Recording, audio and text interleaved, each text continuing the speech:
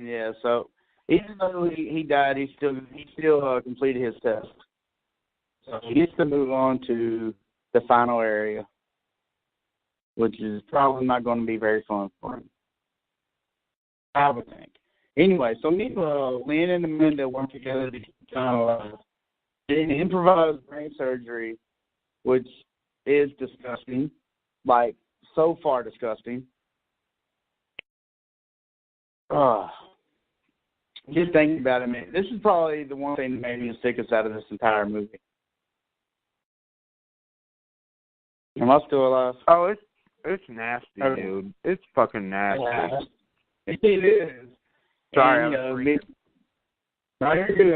I wasn't sure if my phone cut off because it happens, you know.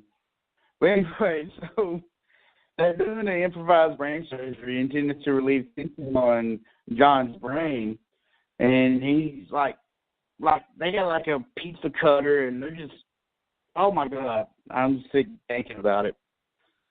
Oh, it's fucking gross. It is. And he's awake during it. He's awake during it, too. Woo. Yeah, it's like some American Mary type body modifications. So, anyway, while he is semi-awake in there, he professes his love for another woman who Amanda mistakes for Lynn.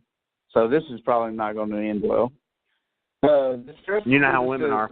Hey, so do you think Jigsaw's dicking Amanda down? Yeah. I mean, he has to be. I didn't think he was, but I guess he is. He's got that cancer dick. I didn't think he was going to be putting it to her. Now, why do you think he put that on my poster? Oh, well, yeah, that's true. It makes sense, right? It all makes sense now, other than he's just an old perv. Old perv's good enough explanation for me. David's phone died, or he got too sick by the movie. Yeah, I did get that, yeah. It was probably our offensiveness. Yeah, I'm sure. He's looking up there now. But anyway, Amanda leaves the sick room to continue watching Jet's progress.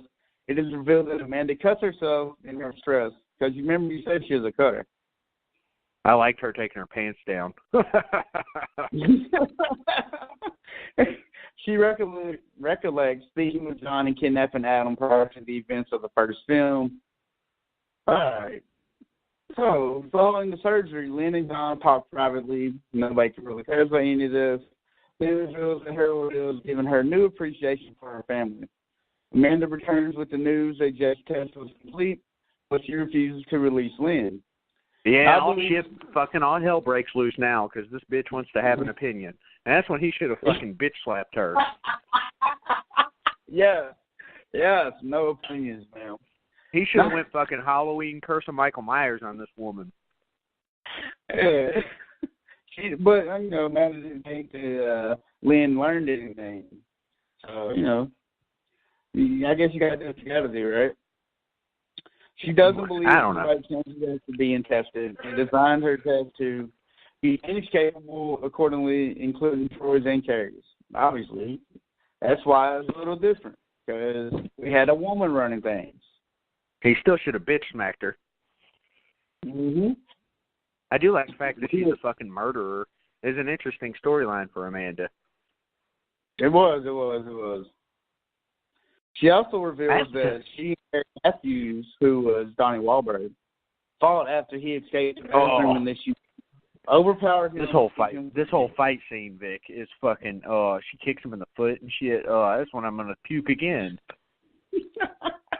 It was horrible, man. God. Donnie Wahlberg is a god. Yeah, and also, you know, she leaves him for dead, but she comes back and she kills Adam, you know. And kind of like a mercy killing. Like, I don't think people get this, why she was crying when she killed Adam. I think that was the first person she killed, and she felt bad for him just sitting there starving, because dude was going to die slowly, and she tried to end it. Yeah, she was nice. Yeah, I don't think a lot of people get that, or why she did that, and that's why. You know, I think it makes sense, but it still goes against Jigsaw's wishes. Yeah, so after she kills Adam with the mercy killing thing, Jeff arrives in the makeshift sick room just as Amanda shoots Lynn in the back. So after all this disgusting things, we start using guns because that's what you do. If we had more gun control, then this would have happened. Oh God, Blake, stop! He retaliated by shooting Amanda in the neck. I like Amanda. Pat and John reveals to Amanda that Lynn's test was actually hers. She was being tested on her will to keep someone alive. She had not known. Did you have any idea Lynn and Jeff were married? Like when you watched? No. Oh, never mind. You were asleep. Never fucking mind. Well, how about this time watching it? Did you have any idea? No, I didn't. Did you? Well, this time I did, but not the first time. I had no fun. It took me a minute to realize what was going on. I was like, "Well, these two fuckers had." Oh, and mainly because this fat bastard shouldn't be married to anybody that looks like that. Yes. Well, I mean, how does it even happen? He didn't have any game or anything. He was just some loser. I hated this guy. God, I hated him. I can tell. So Amanda had not known that Jeff and Lynn were married, as neither did anybody watching the movie. Amanda dies from her wound, and John gives Jeff one last test, where he can choose to either kill John or forgive him for all the pain he has caused him and his family. If Jeff forgives him, John will call an ambulance to save Lynn. Jeff takes the circle of salt, tells John to forgive him, and slashes his throat. What a mistake this guy made. The door to the room. Yeah, I mean, like, why? Like, you've been playing the game the whole time. You should know better, right? Nobody listens to Jigsaw. If they would fucking listen. Yeah, like, I mean, he does everything to do. Just listen to the guy. Yeah, cut your eye out and get the key out. It's no big deal. Yeah, I mean, it's simple things, right? So the door to the room sealed, and the dying John pulls out a tape recorder, which was awesome, by the way. I love this part. Me too. It tells Jeff that he had failed the test by killing John, who was the only person to know the whereabouts of Corbett, Jeff's daughter. Jeff would have another game to find her before she runs out of air. As the message ends, John goes into cardiac arrest and dies. Shotgun caller simultaneously destroys Lynn's head, leaving Jeff sealed in the room with the three corpses. The end. We get the end of Saw 3, and I guess I'll talk first, Vic. Wow. All right, so let me get into the good and the bad about this movie. I'll start with the good because I've been bitching a lot. The good is this movie is disgusting, and that's a good thing. You know what I mean? Because it's a Saw movie. We want our torture porn, and we want it now. So there was a lot of fucking gore in this movie. So I got to give props to that. Also, I have to give props to the fact that this movie was carried by John Kramer and Amanda. This movie was about John Kramer and Amanda. You had a couple of secondary characters trying to carry it as protagonists, but I was rooting for John and Amanda this whole fucking movie. I didn't give a fuck about these other two characters, so that's good and bad. I loved, Shawnee Smith and Tobin Bell in this movie. They were so good. They were really awesome. Also, we got introduced to Costas Mandylor. He'll play a part later. Carrie took a disgusting death. Like I said, the disgustingness of this movie was great. We got to find out what happened to Donnie Wahlberg from Saw 2, or at least kind of what happened to him. We got to find out what happened to Adam from the first Saw, and, that he was actually killed. We got an Amanda storyline, and it was really cool. I mean, I thought those parts of the movie were great. Now let's get into the negatives. Jeff was I hated Jeff. I can't reiterate this enough. He was the worst part about this movie. I mean, I realize he's on the path of vengeance, but I didn't feel sorry for him that his kid died. I didn't give half a fuck, and I have kids. This guy was just a loser. And, it's like these people that are dying, you can't feel the least bit sorry for them because of what they did.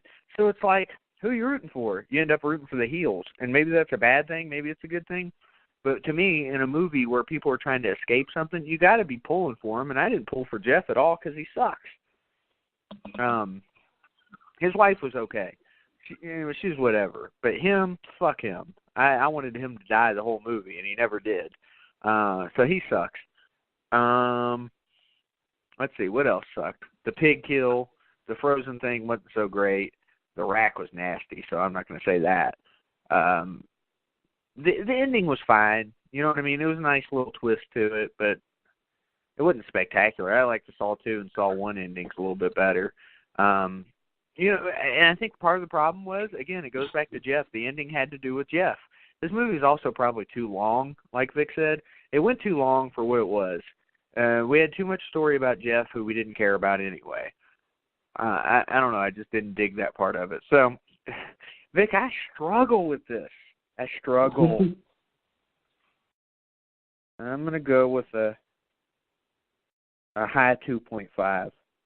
I want to go a low 3, but I'm going to go a high 2.5 because this was the movie out of the Saw series, and I may change my mind when I go back through it, but this is the one I dislike the most, or I've always disliked the most.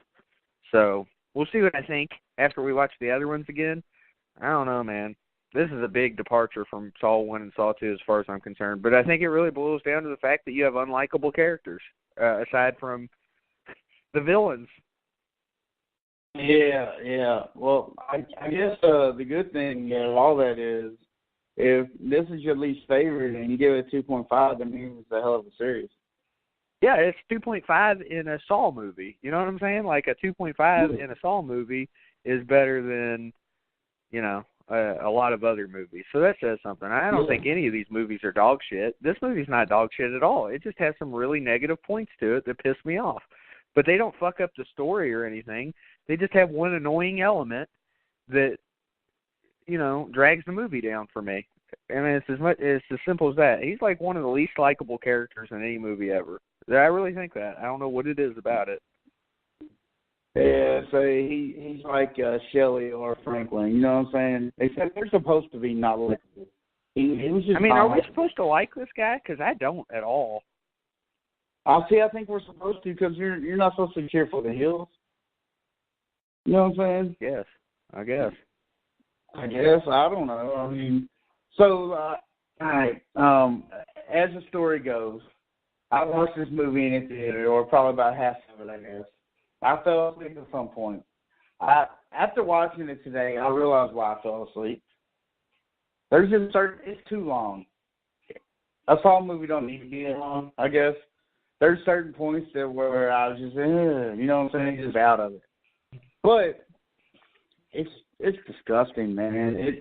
It's the reason why Saw is the king of torture porn. Like, when it all boils down to it, this is the movie that officially got the title of torture porn, if I was to be a betting man. And I believe you actually said that earlier. I mean, a lot of the story went away. I mean, there was a big story in this one. It was just one I didn't care about because of the character. Yeah. You know, and the first one had its moments with torture. The second one, it upped it a little bit, but this one went full bore, like, pedal to the, you know what I'm saying, pedal to the floor. We're going all out. The storyline's not going to be that great because we have a horrible main guy, so we're going to give you all the gore you want. And that's pretty much how it went. Man, I love Tobin Bell in this movie, though. I love Shawnee Smith. They're both awesome. And like you said, they carried this movie. That and the gore, they saved the movie. Them and the gore. Yeah, I mean, the kids were nice. You know, like, I don't see, I'm starting to sound negative. I don't hate this movie now that I've finally watched the entire thing. My only down points really for the whole movie are, Jeff, as you said, and the length. If you would have cut out, you know, whatever, good down to at the same time as Saw and Saw 2, then I think you have another 3, 4, 5, or 4 on your hands, honestly. Except for Jeff sucking, so probably a 3.5. Man, like, there was certain parts I wanted to give this movie a 2 because I hate Jeff. And because I'm glad I'm not the only one, because I thought I was just being an ass, but he just annoys me. No, he sucks. He's horrible. And he doesn't make any sense either. His fucking so he decides way too late to save everybody. It doesn't make any fucking sense. After you took too long to save the first one, you think you would just okay, I've turned the corner now. I need to fucking move my ass quicker each Yeah, time. like, Now, granted, he does save the judge, but his dick